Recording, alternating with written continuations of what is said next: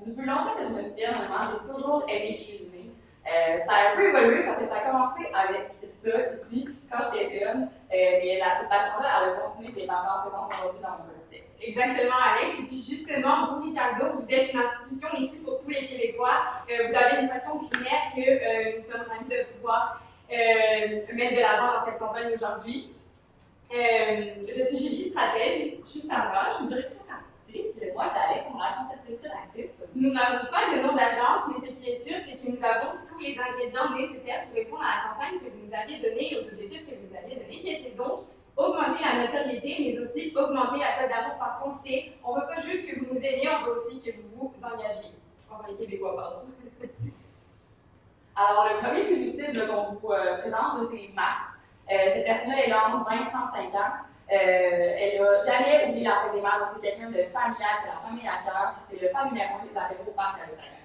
On va aussi viser un deuxième public cible que vous nous avez demandé de cibler, c'est Claude. Claude a plus de 40 ans. Claude, c'est la personne qui commente toutes les recettes sur le site de Ricardo. Cette personne est fan numéro 1 des soupers du dimanche en famille et donc on veut juste la garder fidèle au magazine Ricardo et la garder dans la grande famille de l'équipe. Et on s'est donc demandé qu'est-ce que Claude et Max pourraient se demander. Bien, tout simplement, la gastronomie, c'est quelque chose qu'on vit ensemble. Oui, donc c'est la vérité consommateur qui va guider la campagne qu'on vous propose aujourd'hui. On le sait, en 2021, depuis l'avènement du numérique, c'est vraiment difficile pour les ventes de magazines papier puis de livres. Le marché de l'édition, c'est vraiment ralenti depuis l'avènement du numérique.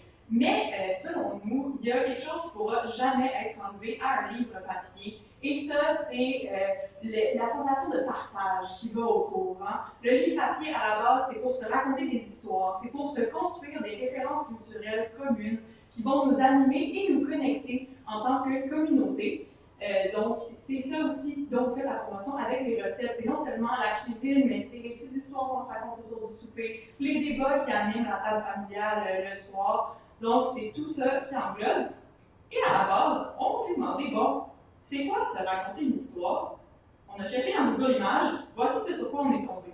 On voit, ce sont pas mal des familles hein, qui lisent des livres, ça nous rappelle les moments avec maman le soir avant de se coucher, qui nous racontait une histoire, grand-maman les après-midi pluvieux sur la chaise versante, qui racontait sa vie à toute la famille. C'est vraiment encore cette notion-là de bien culturel qu'on se partage entre générations. Et ça fait quoi la notion de patrimoine? Qui est-ce qu'on a voulu mettre de l'avant dans la campagne qu'on vous propose aujourd'hui, le patrimoine gourmand Ricardo? Bien, tout d'abord, l'idée du conte qui est vraiment centrale dans notre grande idée, on a décidé de la décliner et de la présenter sous la forme d'un plus gros. Donc là, on fait référence au conte du petit chaperon rouge, mais modernisé, donc on fait appel à la nostalgie du conte qu'on se rappelle de notre enfance, mais on verrait là, dans le temps moderne une fille avec du rouge habillée de manière similaire au petit chaperon rouge, il y aurait un chien qui pourrait rappeler l'idée du loup. Puis, cette petite fille-là cuisine des biscuits au beurre. Les biscuits au beurre font partie justement du petit chaperon rouge. Et elle veut les amener à sa famille qui est présente dans le salon, tout le monde ensemble. Mais juste avant qu'elle apporte les biscuits, Ricardo arrive et dit non, attends, les meilleurs biscuits au beurre, c'est ceux-là. Il remplace les biscuits au beurre de la petite fille. Puis, ensuite, il y a un arrêt sur image. On va voir la phrase la probabilité que ceci arrive est de 0,00001%. Alors, sois prêt, achète le magazine Ricardo pour des plaisirs gourmands dignes des contes de fées, c'est avec le magazine Ricardo. Puis ensuite, là, on met le slogan à la fin.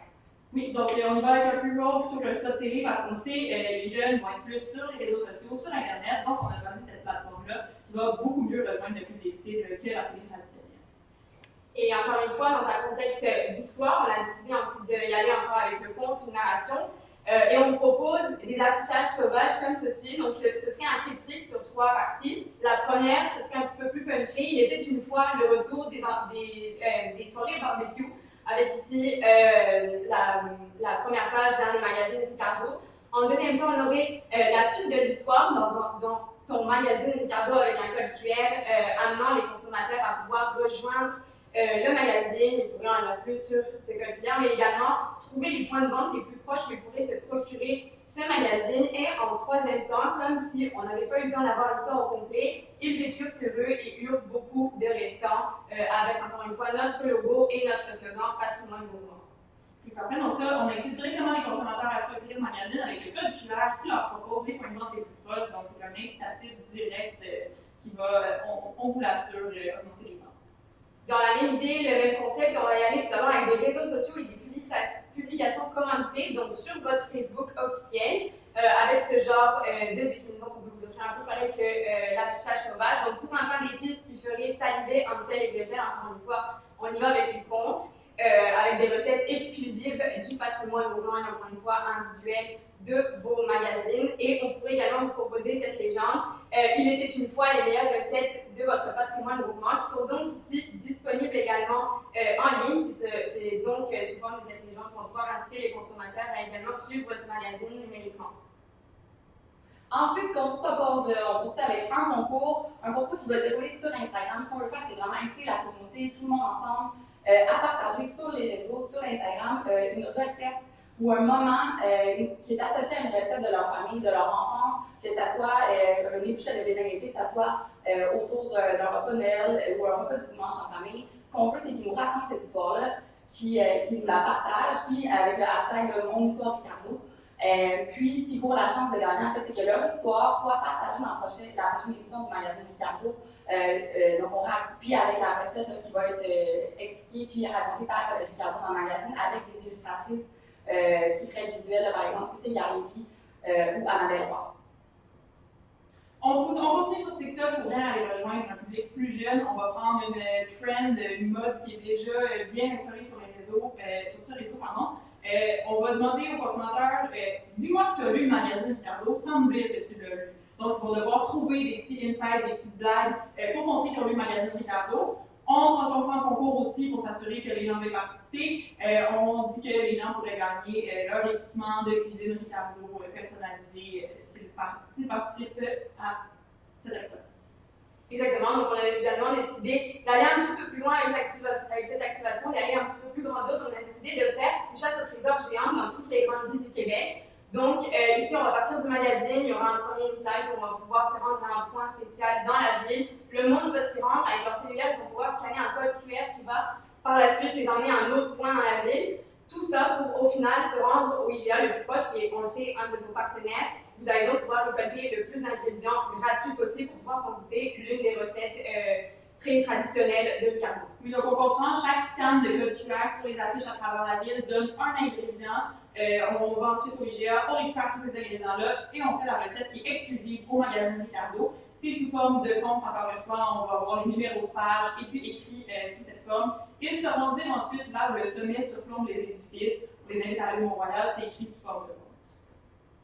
On poursuit avec une capsule web. Ce qu'on veut faire dans la capsule web, c'est inviter les personnalités québécoises qui sont connues à venir passer un moment tout d'abord avec Ricardo, justement partager un moment qu'ils ont typique de leur famille, de leur enfance, qui leur rappelle un souvenir entouré en lien avec la nourriture, en lien avec un repas.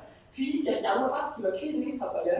Et par la suite, il va avoir un membre de la famille de cette personnalité québécoise connue-là qui va venir avec elle, partager ce repas-là ensemble, puis on va vraiment pouvoir voir le sentiment là, de tradition, puis le sentiment du souvenir qui va faire surface entre les deux personnes qui ont connu et qui repartagent ces moments-là aujourd'hui à leur adulte. Oui, donc on pourrait avoir Sarah May qui dit à Ricardo de concocter une recette typique de sa mère, puis elle le déguste avec sa sœur. On voit l'émotion, on vient vraiment chercher le côté humain, la connexion et nos histoires communes, encore une fois, les références culturelles qui nous unissent. Donc, bref, là, tout d'abord, l'esprit rassembleur qui est une de vos valeurs super importantes, on l'a mis d'avant dans le pre-roll, dans l'affichage, l'activation, la capsule. On sait que pour vous, c'est important, l'esprit rassembleur, l'esprit famille, qu'on a mis d'avant dans plusieurs déclinaisons. Mais également la valeur de l'authenticité qu'on retrouve aussi à travers le pre-roll, les réseaux sociaux, mais les capsules. Mais et la valeur d'accessibilité, parce que Ricardo, c'est pas un leader qu'on admire, c'est une aide, une solution dans la cuisine avec nous. Donc ça, on l'a mis d'avant dans le pre-roll. Ricardo va littéralement dans la cuisine des gens, dans l'affichage, à travers les réseaux sociaux et à travers les capsules très humaines. Donc, on espère pouvoir vivre notre propre happy ending en travaillant avec vous sur cette campagne. Avez-vous des questions?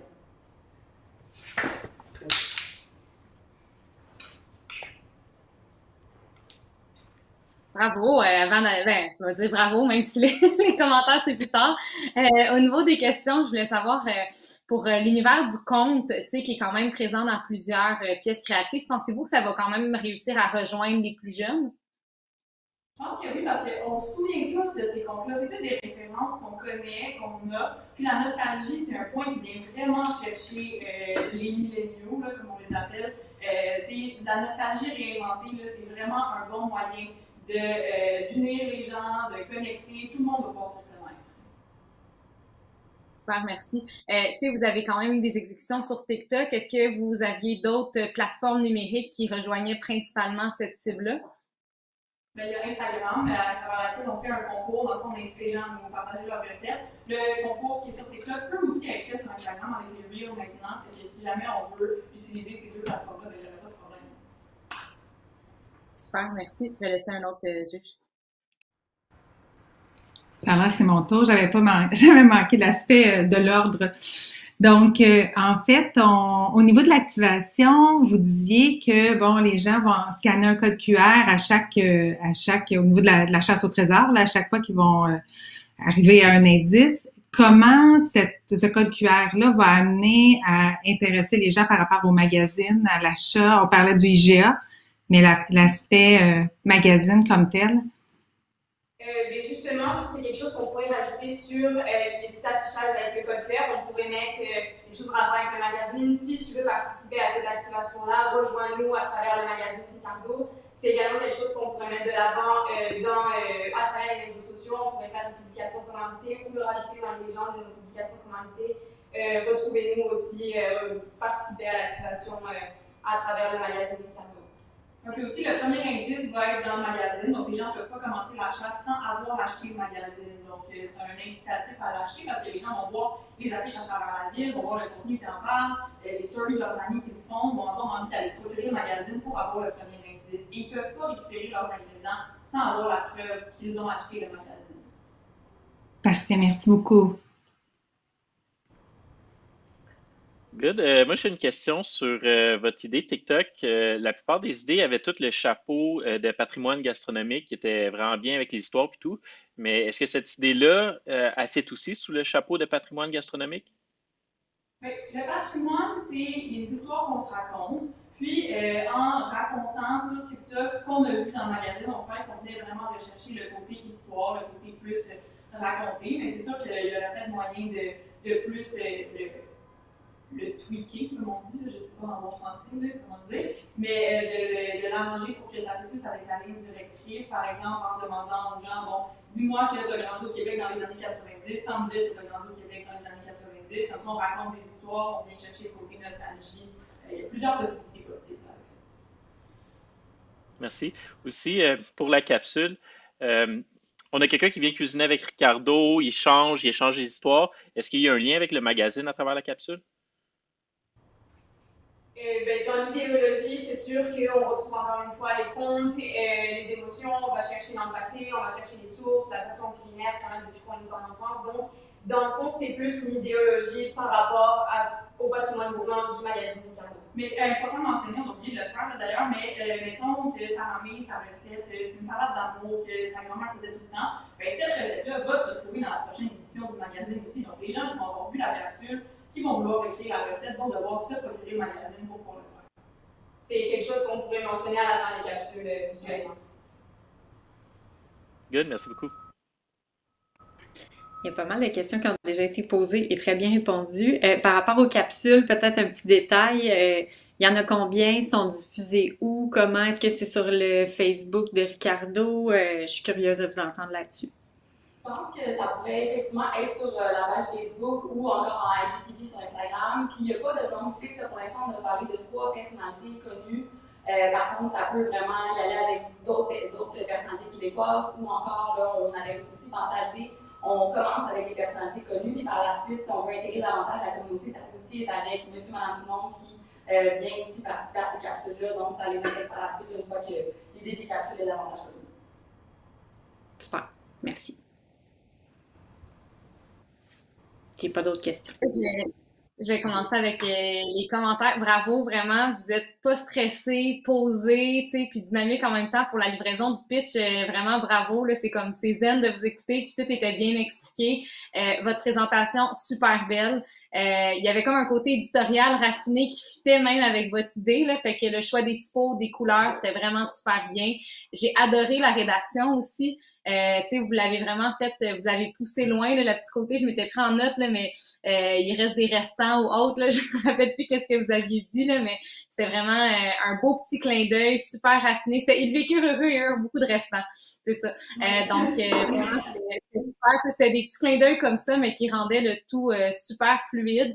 Je trouve que l'univers du conte, c'était quelque chose que j'aurais pas pensé, disons, de prime abord, mais qui fonctionnait super bien avec le côté éditorial de la marque.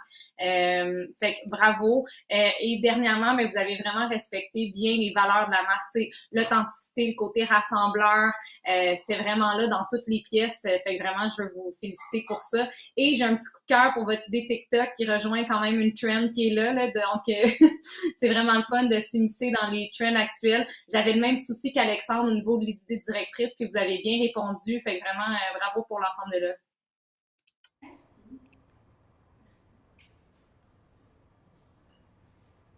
J'abonde exactement dans le même sens que Maud. Moi, j'ai beaucoup accroché sur votre concept de un peu l'histoire, la nostalgie, on se rappelle tous effectivement de ces histoires d'enfance-là qu'on avait. Donc, j'ai trouvé ça super bien exécuté. Je trouve que vous avez une présentation léchée, le temps de verbe utilisé qui fait toujours référence justement à cette nostalgie-là puis à l'histoire du conte. Les petites questions que je me posais, là, c'était vraiment plus comment on amène la vente ou en tout cas l'intérêt pour le magazine à travers tout ce magnifique concept-là. Vous aviez répondu là aux questions que j'avais puis que Alexandre avait aussi à ce niveau-là. Donc, bravo, vraiment, vous avez super bien travaillé. Good. Merci beaucoup pour votre pitch. Les commentaires sont positifs de mon bord aussi. J'aime comment vous avez travaillé les histoires. Les gens aiment ça, les histoires. Ça va rappeler des souvenirs. Il y a beaucoup de nostalgie dans la nourriture. Souvent, les saveurs vont te rappeler des repas que ta mère t'a fait. Fait que je pense qu'il y a un beau lien à faire à travers les différentes idées ici. Et puis, moi aussi, j'ai beaucoup apprécié la rédaction. Je trouvais que c'était bien fait puis c'était constant à travers les différentes pièces. Donc, bravo. Ouais, je rejoins au niveau de la rédaction, là, vraiment, vous avez super bien fait ça. Puis moi, ce qui m'impressionne beaucoup, c'est que vous ratissez large, il y a beaucoup d'idées, beaucoup de points de contact qui vont rejoindre un paquet de monde, mais tout est toujours sur le même fil conducteur. Fait que ça, vraiment, chapeau, là, moi, c'est ce qui m'a le plus impressionné dans tout ce que vous faites. Puis je pense que vous avez aussi quelques points de contact qui font participer les gens. Puis ça, je pense que c'est quelque chose aussi qui est très engageant, puis qui peut très bien fonctionner. Fait que vraiment, bravo. Super bel job. Merci.